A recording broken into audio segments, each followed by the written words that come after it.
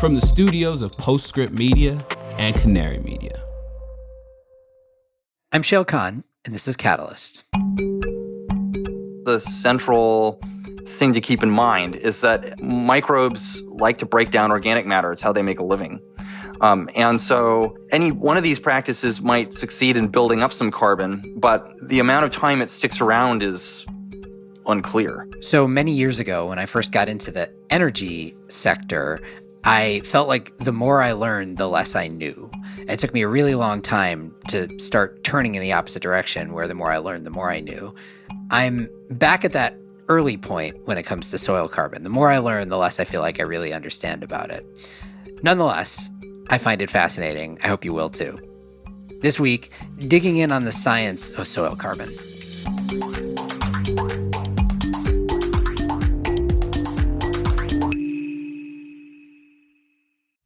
Let's face it, environmental news is often very depressing. That's why we focus on solutions on this podcast. But still, the climate crisis looms large. Rising temperatures, mounting pollution, environmental degradation, they're all warping the planet. And for a lot of species, including us, things don't always look so great.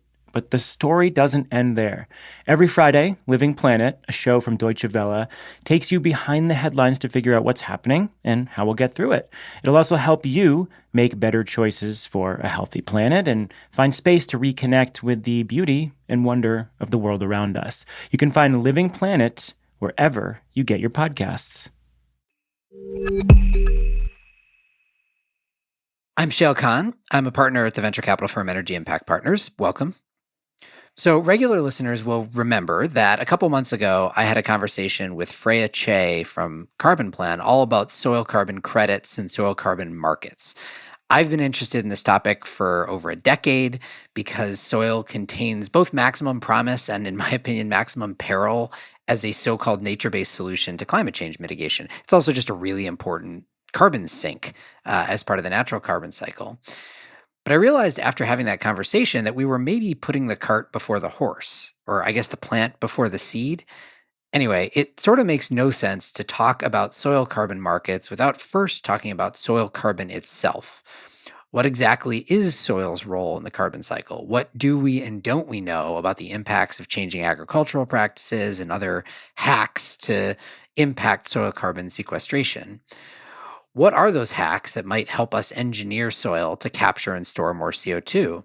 And then once we understand what we know about all of that, then we can think about how and whether we should create a virtual commodity market to compensate growers and landowners for taking actions that benefit the planet. So here's that first conversation coming second. If you haven't listened to the episode with Freya, I highly recommend going back after this one. And if you have, then consider this one the prequel.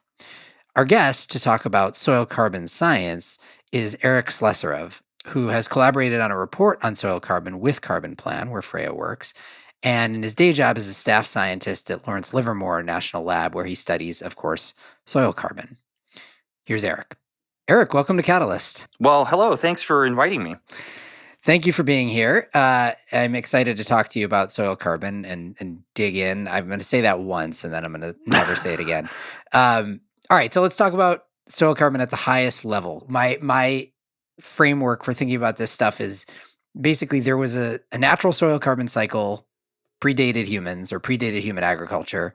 Then we've spent the past few thousand years messing with it by doing agriculture and by doing a bunch of other things. And then now we're interested in perhaps trying to mess with it again, only this time to try to maximize the amount of carbon that soil takes up and keep it in there as long as possible for the purpose of mitigating climate change. So before we talk about the things we might want to do to mess with it now, how did we mess with it when we started agriculture?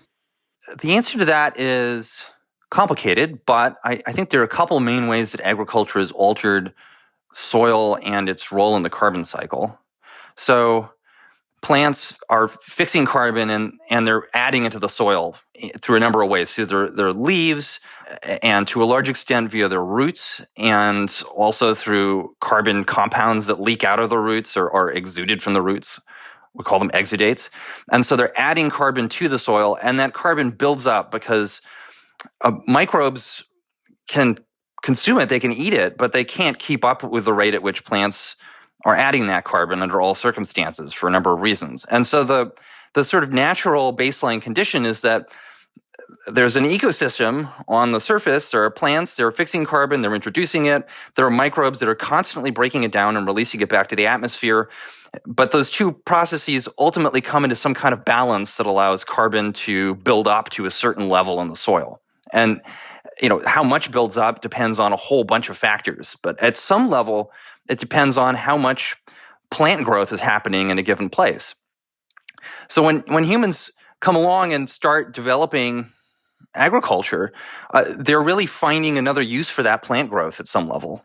And so agriculture involves harvesting biomass, replacing forests with cropland potentially, converting ecosystems that were composed of deeply rooted plants like perennial grasses with ecosystems that are managed by humans and composed of our crop plants, which tend to be fairly short-lived and hence shallow-rooted, and therefore add less carbon to the soil, particularly at depth.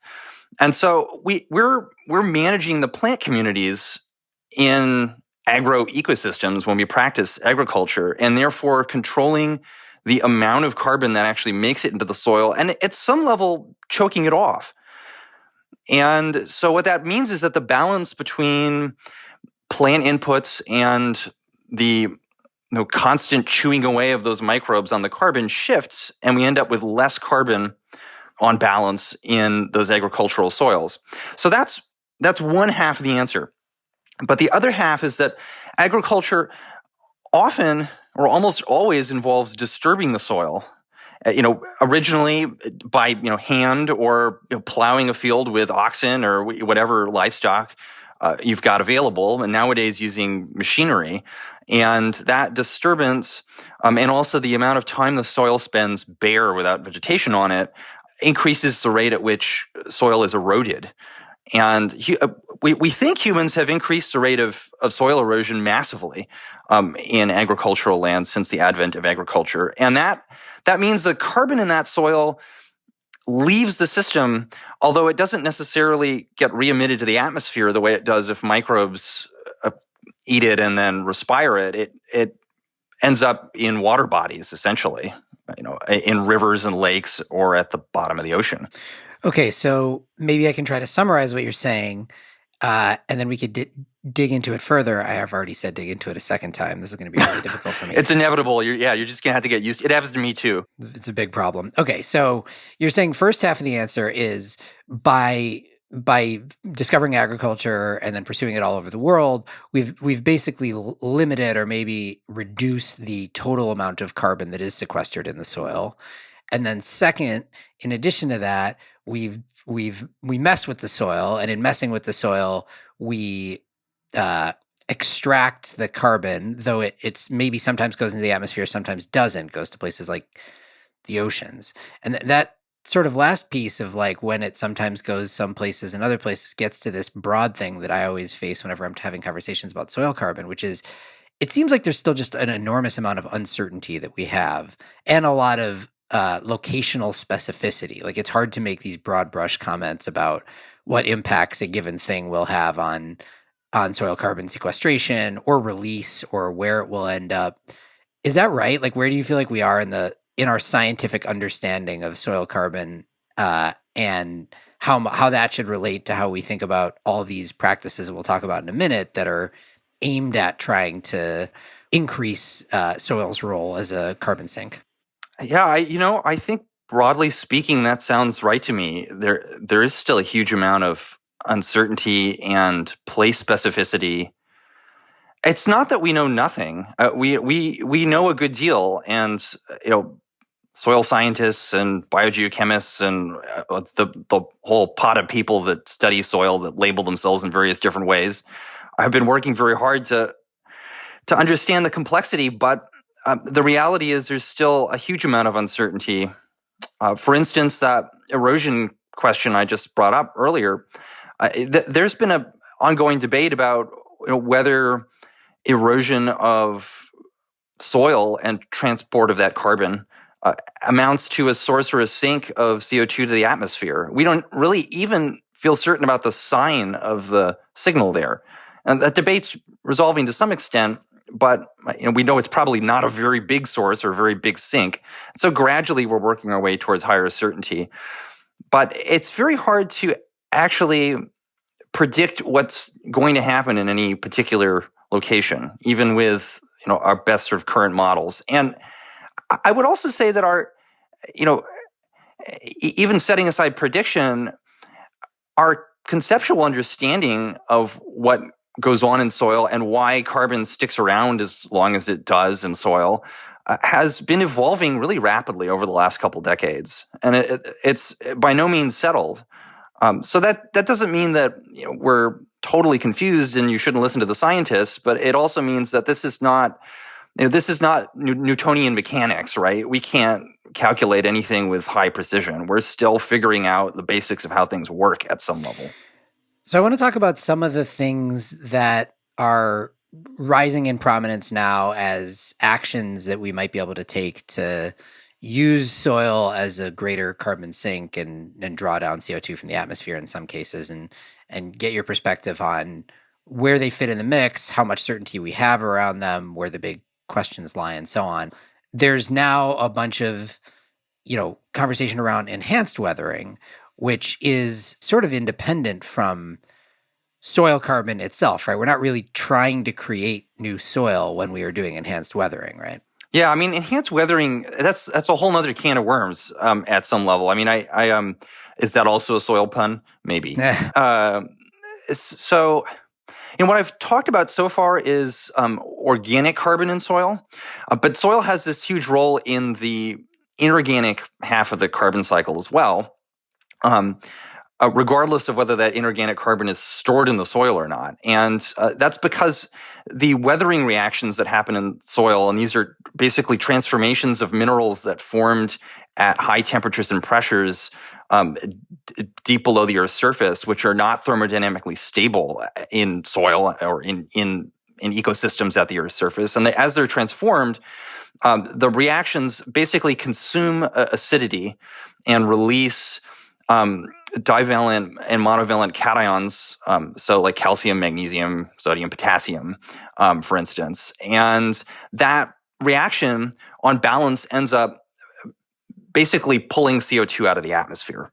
And that CO2 then ends up as bicarbonate in water in the soil. It could end up in a stream and then flushed out to the ocean, where it's essentially sequestered in the ocean. Or it could end up staying in the soil as a carbonate mineral, right? So that process is going on all the time, and it's hugely important in regulating Earth's climate at really long timescales, and might be influenced by things like mountain building, for instance, like tectonic processes, right? So it's slow, though. It's a very small fraction of the instantaneous carbon balance of the Earth at any given moment. The biological carbon, half of the carbon cycle, is a bigger player. The concept behind enhanced weathering is that maybe we could turn up the knob on that geologic sequestration pathway by grinding up rock and then spreading it out so that it can weather faster because it will have more surface area. It's basically like treating the rock like an anti-acid, basically, and spreading it over the Earth.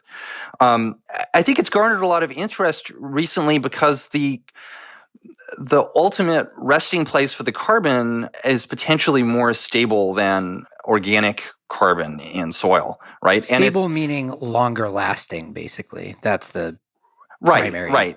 It's a more durable place to store carbon than in organic matter, which is, if it's anywhere near the Earth's surface where oxygen and water can get to it, ultimately susceptible to decomposing, right? So that's why people are intrigued by enhanced weathering geoengineering. The catch is that we still don't have many field studies, and so it hasn't really been proven even at a local level, let alone at scale. And it's probably pretty hard to quantify how much CO2 is actually being removed via that pathway. There are many people working on devising approaches for that. But I would say it's definitely an emerging technology. And it's not yet at a point where it's been fully proven. But I do understand the excitement around it. Right. Okay, let's bring it back to organic world. And talk about some of the sort of farming related practices. The sort of people talk about regenerative agriculture as this broad category, but then more specifically within that, there's a bunch of agricultural practices that are purported to potentially either sequester more carbon in the soil or keep the carbon in the soil longer. I'll maybe bucket a few of them together and then just get your take on what the state of the science is on what we know about how effective these might be. But there are things like cover cropping and agroforestry, no-till farming. How should we be thinking about all those things as of today? Oh, where to start here? There are a whole range of agricultural practices that were originally developed for perfectly good agronomic reasons that aren't actually related to sequestering atmospheric CO2. And that would include cover cropping, which is partly about erosion management and nitrogen management in agricultural soils and maintaining soil fertility, because organic matter is good for soil fertility. Or no-till, for instance, which was developed as an erosion control measure, right? Or for that matter, agroforestry, which also has benefits in terms of soil health and erosion control, et cetera, right? So these practices were explored or promoted because they have real benefits in the right context for agriculture. And then what's happened over the last couple decades is that there's been increased interest in using these practices to also to fight climate change. There are difficulties, though. All of these agricultural practices, they yield increases in the amount of organic carbon in soil. And organic carbon is not necessarily a long-lived sink for atmospheric CO2. And at some level, I think that's the central thing to keep in mind, is that microbes like to break down organic matter. It's how they make a living. And so any one of these practices might succeed in building up some carbon, but the amount of time it sticks around is unclear, in that it will depend on future land use and future climate. And so we really importantly need to think of conservation agriculture as giving us, maybe a temporary place to keep some carbon out of the atmosphere, but ultimately it shouldn't be treated as equivalent to a more durable or permanent carbon removal strategy. So that's probably the most critical thing to keep in mind.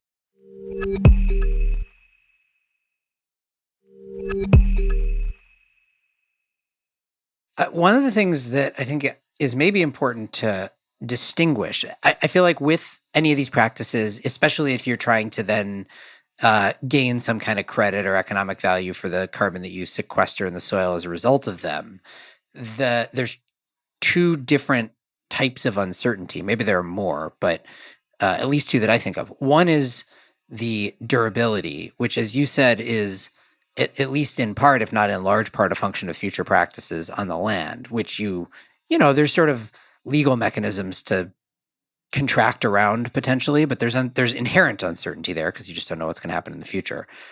But then there's the other uncertainty, which is how much additional carbon did you sequester in the first place? It's a volume question more than it is a durability question. And I wonder how you think about the degree of certainty that we can have generally today, that if I say, okay, here's a plot of land, here's what I've been doing on this specific plot of land, and here's what I'm growing and where it is geographically and everything. Now I'm going to change one practice. I'm going to stop tilling, or pick your practice.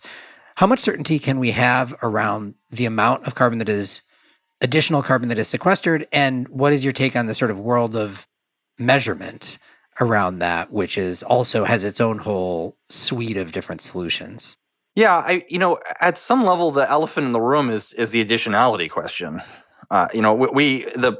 We meaning the scientists, people like me, love to talk about measurement and issues with measurement and how to measure best, et cetera. But But I think that all pales in comparison to the more difficult question of what would have happened on that piece of land otherwise, right? Because if somebody was going to be practicing no-till agriculture, regardless of whether you paid them for it, then it's that it doesn't count as a carbon removal or something that could be traded as an offset or anything like that, right? And this issue plagues the forestry sector as well. It's just as bad in the soil world. And I personally, I think that challenge swamps the measurement issues. But there are also challenges related to measurement. I mean, we know how to measure soil carbon and how to estimate it, but if you want to know the answer in one particular field, it requires taking a lot of samples. At some level, you can get around that by scaling up projects, because basically, if you want to get the right answer on average over a large area, you can get away with sort of achieving that with fewer samples. So there are sort of economies of scale when it comes to the measurement side of things. But the measurement practices are not really nailed down yet, at least not in the protocols that I've looked at. If you want to actually get down to brass tacks, one thing that I've griped about before is sampling depth, and I've got a piece with Carbon Plan on sampling depth with relation to soil carbon. And that specifically in the case of no-till agriculture, I think is really important. There's been kind of a controversy around that, and depending on who you talk to, maybe it's a tempest in a teapot, or maybe it's a big deal. But basically, shifting tillage regime. It means that not only are you changing the biology of the system and the rate at which carbon flows through it, but also changing the vertical distribution of carbon, because tilling soil mixes carbon, and it also influences rooting depth. And what that means is that at least in certain environments, particularly in places like the upper Midwest, for instance, changing from a full till regime to a no-till regime, which is supposed to sequester carbon, can actually mean that you lose carbon deeper in the soil.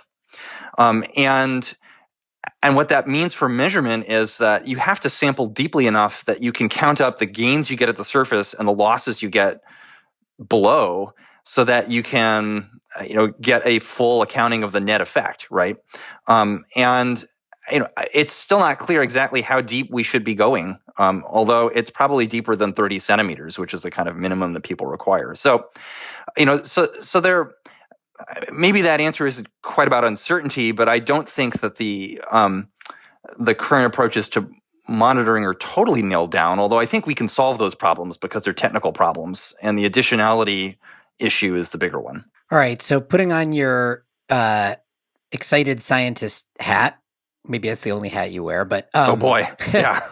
Well, I'm curious where you think the coolest new science is taking place in and around soil carbon. We talked a little bit about some of the more novel stuff like enhanced weathering. We haven't talked about, and we talked about some of the more sort of like agricultural practice driven stuff. We haven't talked about some other areas where folks are doing work, things like biochar application to soils and some more like novel inorganic carbon maximization stuff. But like, what gets you excited? What do you think is really cool that you're seeing science built around? Yeah, I mean, I think what I'm most excited about isn't a particular practice or strategy or technology. It's more of a way of thinking about how soil carbon works that could kind of bleed into all of these applications. And I guess to back up a bit, the way we've thought about soil carbon has changed a lot. Soil organic carbon has changed a lot over the past several decades. It used to be the case that the sort of dominant theory was that soil organic carbon persisted in soil because it had intrinsically resistant chemical properties that made it hard for microbes to digest. And that idea has fallen out of favor because it's not really supported by the evidence, because we find compounds that are potentially really easily digestible by microbes that have been in the soil for a long time. So then the question is, why do they stick around as long as they stick around? And if we could answer that question, it would help with forecasting future climate, because soil is huge, just in a totally unmanaged sense. Knowing how climate's going to influence soil and vice versa is hugely important. But it would also be really helpful for evaluating the durability of any scheme that increases organic carbon sequestered in soil, right? So getting a sense of what controls the persistence of organic carbon is this essential question, right? So what gets me excited is that people are increasingly thinking about that quality of persistence in a more interdisciplinary way that links with the geosciences, and that's what I'm really excited about. And rather than thinking about organic matter in soil as being controlled entirely by biological processes, we're learning that minerals in soil play this huge role in controlling the persistence of that organic carbon, because they can encapsulate it or provide surfaces that the carbon sticks to, or release metal ions that sort of co-precipitate with the carbon and make it harder for microbes to get at, because they've basically created these organometal precipitates, and all of that interactivity is really fascinating because it links the processes of soil formation and weathering to the biology in this really fascinating interdisciplinary way. So that there are people at universities and research institutions all over the world that are studying various aspects of that sort of bio-geo interaction, and the role of minerals and the inorganic part of soil in regulating carbon cycling, and vice versa, the role of biology in accelerating those reactions. All right. So I guess final question. A lot of all of this thinking and accounting around soil carbon relies upon modeling ultimately, because we're not measuring everything all the time and certainly can't measure the future. So what type of modeling are we doing? How sophisticated is it? Is it well set, or is it problematic? Well, give me a sense of the world of soil carbon modeling. Yeah, I mean, it's kind of a thorny topic at some level.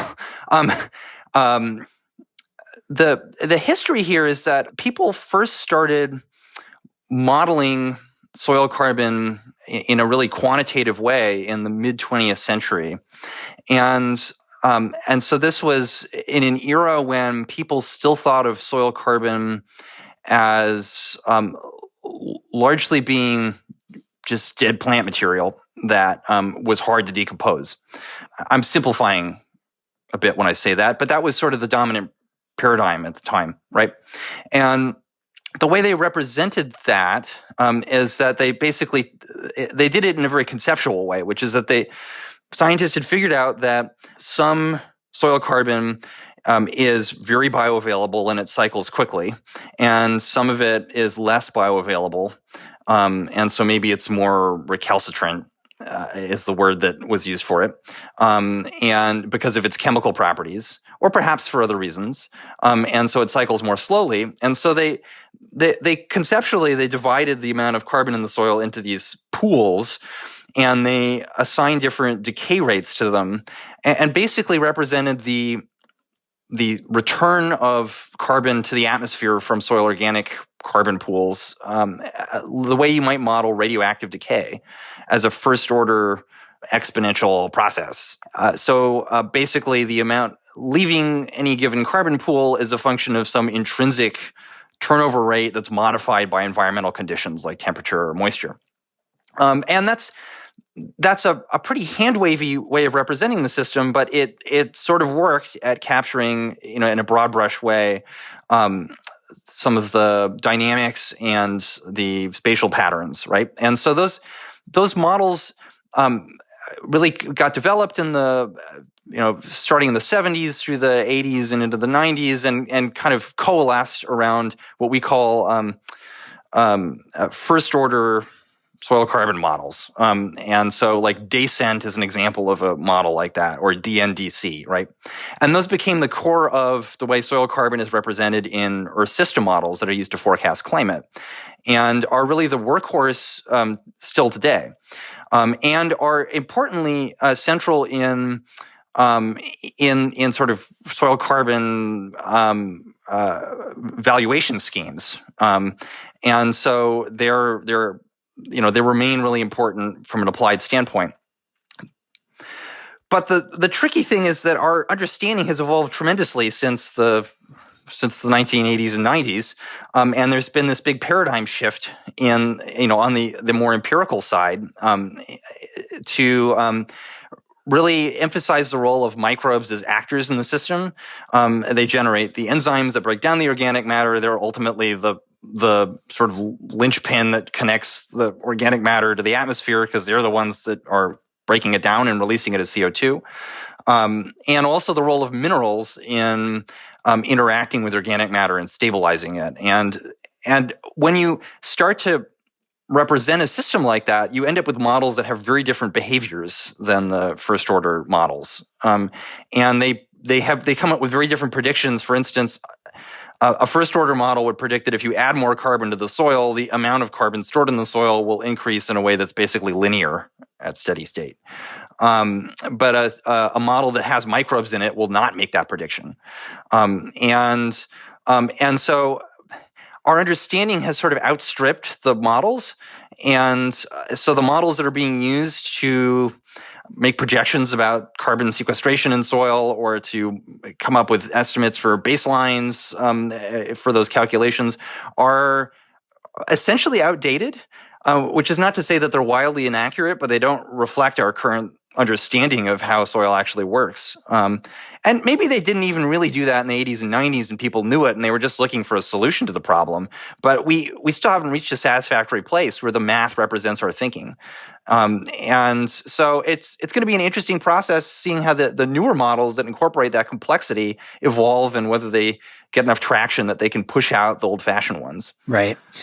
Well, as usual, in any conversation that I've had around soil carbon, I feel like I both know more and know less than when we first started chatting. But I've done my job then. That's right. On balance, it's more, though. So thanks, Eric. Really appreciate the time here. Yeah, of course.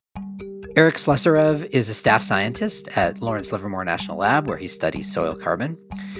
Well, what did you think? We got a bunch of comments on the previous episode on soil carbon markets. Folks have strong opinions on it. As you can imagine, I'm sure that is true of the science as well. So we welcome your feedback. You can find us on Twitter at @CatalystPod. You can also find me there. If you like the show, as always, go over to Spotify or Apple Podcasts and leave us a rating and review. This show is a co-production of Postscript Media and Canary Media. You can head over to canarymedia.com for links to more info on today's topics. And as always, Postscript is supported by Prelude Ventures, a venture capital firm that partners with entrepreneurs to address climate change across a range of sectors, including advanced energy, food and agriculture, and definitely soil carbon stuff, transportation and logistics, advanced materials manufacturing, and advanced computing. This episode was produced by Daniel Waldorf and Dalvin Abouaji, mixing by Greg Vilfrank and Sean Marquand, theme song by Sean Marquand. Our managing producer is Cecily Meza Martinez. I'm Shayle Khan, and this is Catalyst.